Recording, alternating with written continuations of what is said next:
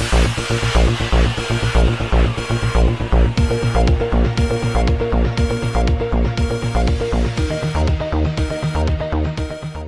اللہ الرحمن الرحیم۔ السلام علیکم ناظرین، کراچی کے سائٹ ایریا میں پولیس وردیوں میں ملبوس اہلکاروں کی جانب سے ایک دکان میں کی گئی لوٹ مار کی ایک اور ویڈیو سامنے آ گئی۔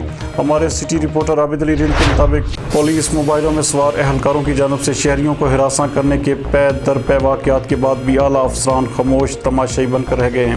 نیو لیبر کالونی میں پولیس موبائل میں سوار اہلکار دکان میں داخل ہوئے اور دکاندار کو مبینہ طور پر تشدد کا نشانہ بھی بنایا۔ درخواست گزار کا کہنا ہے کہ پولیس اہلکار دکان میں رکھے 3 لاکھ روپے کیش اور میرے بھائی نشاد کو بھی اپنے ہمراہ لے گئے۔